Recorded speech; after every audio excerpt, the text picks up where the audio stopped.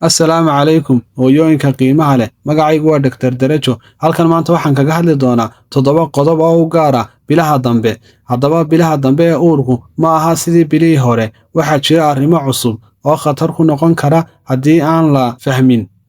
haddaba maanta waxaan kaga hadli doonaa 7 qodob oo u gaar ah bilaha 7aad 8aad iyo 9aad kuwaas oo hooyooyin badani aysan garanayn haddaba isbedelada iman kara waxaa ka mid ah isbedel ku iman kara hooyada jirkeega taasoo afka qalaad lagu yiraahdo physiological change haddaba bilaha dambe neefsiga ayaa ku adkaan kara hooyada sababtoo ah ilmaha ayaa cadaadis ku soo sameynaya ama soo riixaya sanbabada waxay hooyooyin ka cawdaan ama isku arkaan laabjeex inay laabti olol samayso iyo calool fadhi waa astaamo caadi ah kaadida oo ku badata habeenkii haddaba haddii hooyadu calaamad intan ka baxsan ay dareento xanuun ama wareer waxay tegi kartaa hosbitaalka qodobka labaad waxa iman kara dhaqdhaqaaqa ilmaha chicken countiga haddaba ilmuhu waa inuu dhaqdhaqaaq sameeyaa maalin kasta hooyadu waa inay dareentaa dhaqdhaqaaqa joogtada ah maalin kasta haddaba haddii dhaqdhaqaaqii hoos u dhaco ama uu yaraado hooyadu waa in si uu dhaqsiya leh ay hosbitaal la xidhiidhaa qodobka saddexaad halkan waxaan hooyadii ku fahansiin doonaa foosha saxda ah iyo foosha aan saxda ahayn foosha aan saxda ahayn si joogta hooyadii looma qabanayo haddii hooyadii nasasho samayso waa laga go'ayaa qabashadii ma sii xoogaysanayso haddaba foosha dhabta hooyadu maxay dareemi kartaa foosha dhabta hooyadu waxay dareemi kartaa in si joogta ayaa loo qabanayaa maxay qabasho way sii xoogaysanaysaa kala fogaanshuhuna wuu sii yaraanayaa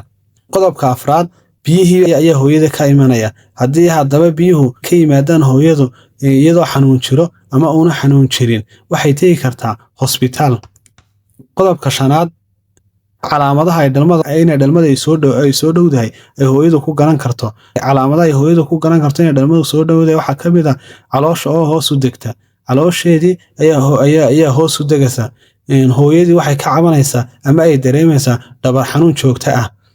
xabkii ayaa imanaya kuwani waa fariin ah inay dhalmadii soo dhowdahay ka turjumayaan